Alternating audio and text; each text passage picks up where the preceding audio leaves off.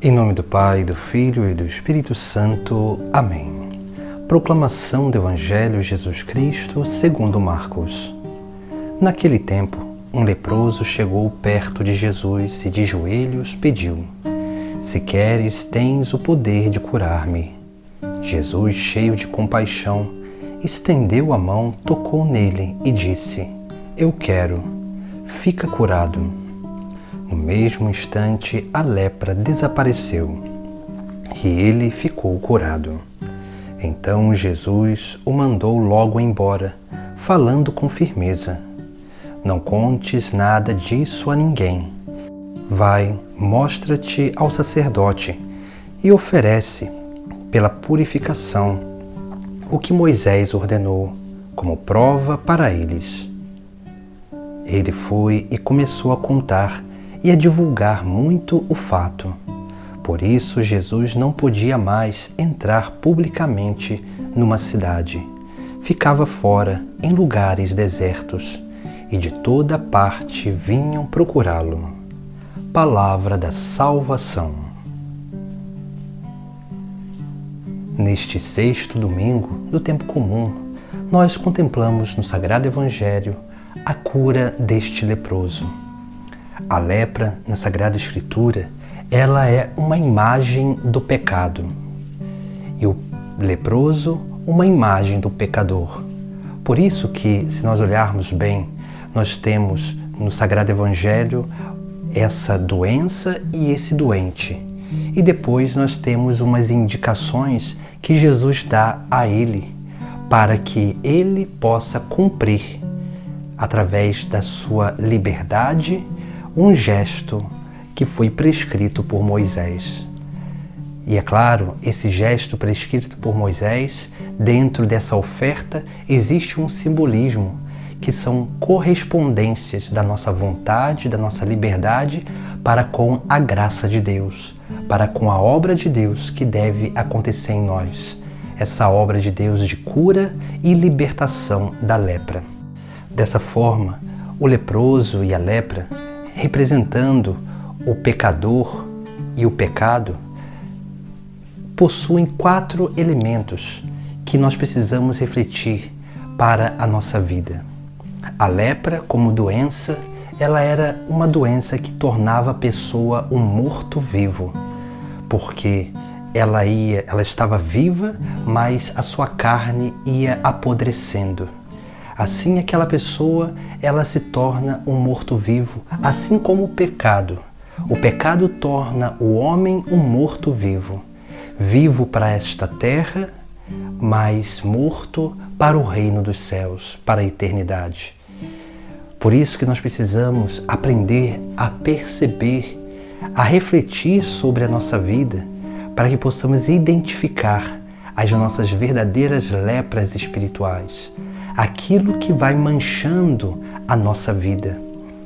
Mas precisamos também ter em vista essa consciência desses efeitos que o pecado realiza em nós, porque o pecado, ele não é só um mal para a própria pessoa, mas ele se torna um mal social. Um mal social onde a própria pessoa, ela vai corrompendo tudo aquilo que está ao seu redor. Por isso que, além da lepra, além do pecado causar essa morte real da pessoa, enquanto ela vive, a lepra também, ela exala um cheiro, porque o leproso, ele deixava o seu rastro com aquele cheiro, aquele mau cheiro que ia exalando da sua carne que estava apodrecendo. E da mesma forma o pecador, ele vai deixando rastros com o seu pecado. Ele vai deixando rastros porque nós não conseguimos esconder o pecado. O nosso pecado, ele sempre se manifesta, porque a verdade em nós sempre se manifesta.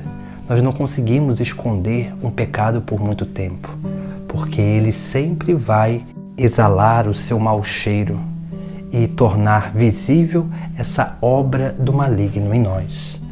Uma terceira coisa que também a lepra e o pecado realiza na nossa vida e na vida do leproso é que a pessoa que possui a lepra, ela contamina tudo aquilo que está em volta.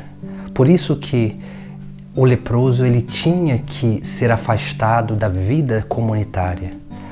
Ele teria que viver fora do acampamento para que ele não trouxesse aquele mal para outras pessoas.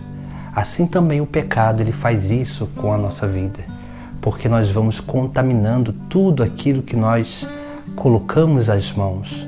Nós vamos também, diante do nosso pecado, transmitindo o nosso pecado aos outros, principalmente aqueles que nós temos responsabilidade de educar, de criar, de fazê-los amadurecer na fé e no caminho de salvação.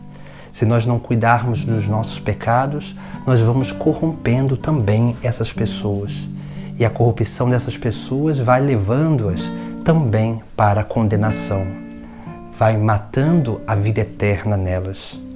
E depois, o último efeito que a lepra realiza é justamente esse afastamento social. Porque a lepra, ela, como era contagiosa, a pessoa não poderia conviver com os outros. Assim também o pecado. O pecado, ele nos afasta da vida social, nos afasta das relações saudáveis e nós começamos a usar tudo que está à nossa volta, tudo para obter prazeres, para obter satisfações, para alimentar as nossas carências. Por isso que o pecado ele nos afasta dessa relação saudável com a sociedade, porque nós começamos a entrar num verdadeiro egoísmo, no egocentrismo, e nós vamos perdendo a capacidade de participar da vida do outro e permitir com que o outro participe da nossa vida. Nós começamos a buscar no outro somente aquilo que são os nossos bens de satisfação. Nós começamos a usar o outro como objeto do nosso próprio prazer. Não só o outro, mas tudo que nós podemos, que está à nossa volta. Os bens materiais, as relações ou os nossos status, tudo se torna objeto da nossa carência, de alimentação das nossas carências. Por isso que Jesus Cristo fala para esse homem, depois de curá-lo, fala para que ele possa ir ao sacerdote oferecer a oferta que Moisés havia prescrito. E a oferta que Moisés havia prescrito eram 4 elementos. O primeiro elemento eram 2 pássaros puros. Pássaros puros significa que ele deveria ser esses pássaros que se alimentam de grãos e sementes, porque 2 pássaros puros representam a docilidade da escuta da palavra, da vontade de Deus, da voz de Deus na nossa vida. Depois, o segundo elemento era um galho de cedro. Esse galho de cedro, o cedro é uma árvore que ela representa para os antigos a fortaleza, a força. E por isso nós precisamos, através da escuta da palavra, adquirir essa fortaleza de vontade, essa força de vontade, para não só escutar, mas para também praticar o que nós aprendemos na palavra.